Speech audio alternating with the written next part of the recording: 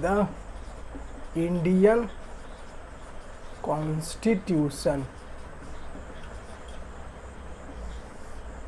क्या होता है। तो यहाँ पर तुमको पता होना चाहिए कि एक वर्ड है अबाइड। हम लोग अबाइड ही नहीं कर पाते हैं। Abide by the rules and the regulations, क्योंकि आज का जो मॉडर्न कंट्री है वो मॉडर्न कंट्रीज क्या फॉलो कर रहा है बताओ। एक रिटन डॉक्यूमेंट फॉलो कर रहा है। क्यों? क्या खुशी है उसको फॉलो करने में? क्योंकि वो एक कॉन्स्टिट्यूटिव रूल्स को कंटेन करता है, रखता है। अब ये जो हमारा रूल है ये हमको किस तरह से हेल्प करता है ये हम जानेंगे। अगर ये हेल्प अगर हम समझ गए तो कॉन्स्टिट्यूशन का जो मूल मंत्र है वो हम लोग समझ जाएंगे। So what is constitution? Constitution is like according to your parent you have to behave in the family। उसी तरह according to the constitution you have to follow the constitutive rules। और ये हमारा रिटन डॉक्यूमेंट है जिसको modern countries, European unions, all over the world including India सभी कोई follow कर रहे हैं। सभी का अपना अपना कॉन्स्टिट्यूशन है, ठीक है।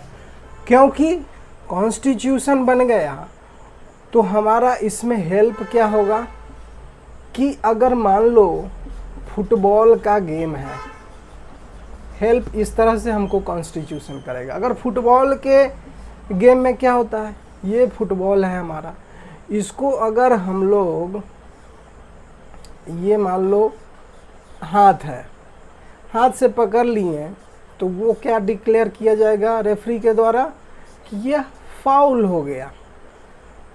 तो हर एक गेम का, फुटबॉल क्या है, गेम है, इस गेम का एक कॉन्स्टिट्यूटिव रूल्स होता है जो डिस्टिंग्विश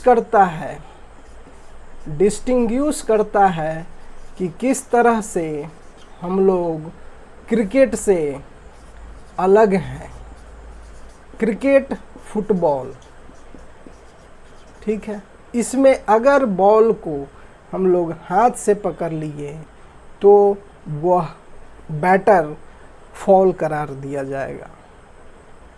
अगर हम उसको पैर से मारें क्रिकेट में तो वो फाउल करार दिया जाएगा। फुटबॉल में हाथ से नहीं पकड़ना है, हॉकी में भी हाथ से नहीं पकड़ना है, उसमें हॉकी स्टिक का उपयोग करना है। तो ये एक कॉन्स्टिट्यूटिव रूल गेम में भी है।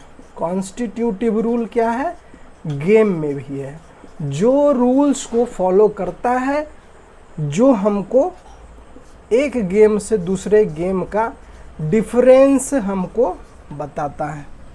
तो उसी तरह अगर हमारा एक लार्ज सोसाइटी है तो लार्ज सोसाइटी में हम लोगों को इस रूल को, कॉन्स्टिट्यूटिव रूल को फॉलो करना है जो हमको एक दूसरे सोसाइटी से भिन्न बताता है, ठीक है। क्योंकि बहुत सारे हमारे कंट्री में क्या है, कम्युनिटीज़ हैं, तो उन कम्युनिटीज़ को इनके अकॉर्डिंग हमें चलना है। जो एक कम्युनिटी दूसरे कम्युनिटी को भिन्न बताता है, तभी हम लोग डिस्टिंग्विश कर पाएंगे कॉन्स्टिट्यूशन का उपयोग करके हम लोग इस तरह से एक अच्छे माहौल में सोसाइटी को ले चल सकते हैं।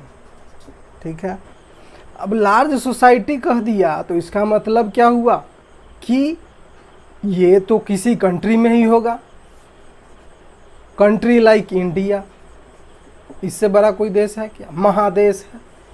तो इंडिया में लार्ज सोसाइटी का मतलब क्या हुआ? यहाँ पर पारसी है, सिख है, हिंदू है, बुद्धिस्ट है, मुस्लिम है, तो सभी लोगों को साथ लेकर चलने के लिए उनको क्या चाहिए? कंट्री चाहिए। सभी को क्या चाहिए? कंट्री चाहिए। उनको रहना कहाँ है? देश में ही रहना है। तो ये कहेंगे नहीं हमको टर्बन पहनना है, पगड़ी लगाना है। कौन बोलेंगे भाई?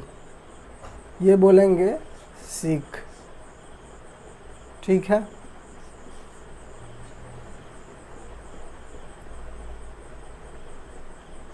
सिख बोलेंगे हमको पगड़ी लगाना है, हिंदू बोलेंगे टीका लगाना है, मुस्लिम बोलेंगे कि हमें स्कल कैप लगाना है।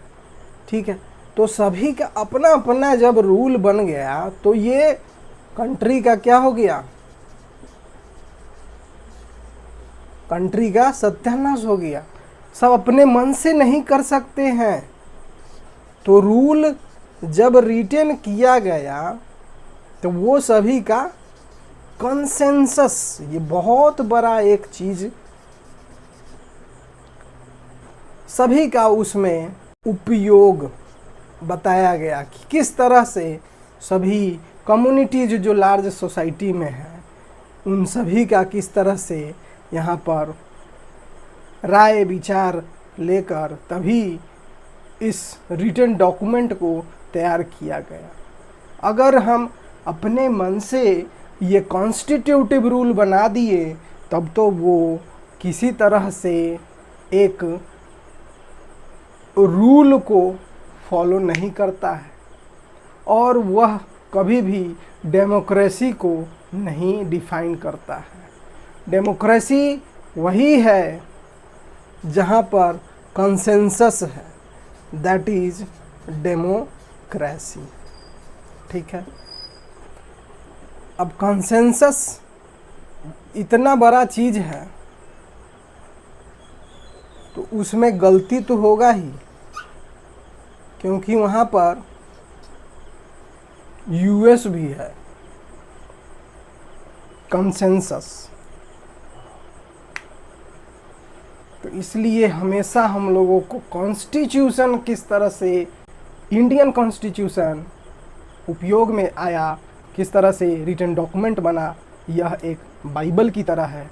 यह हमारे लिए बहुत ज़रूरी है। एक लार्ज सोसाइटी लाइक इंडिया जहाँ बहुत कम्युनिटीज़ हैं उनको अकॉर्डिंगली चलाना, abide by the rules and regulations. So इसीलिए कहा गया है democracy is something which did not happen by accident.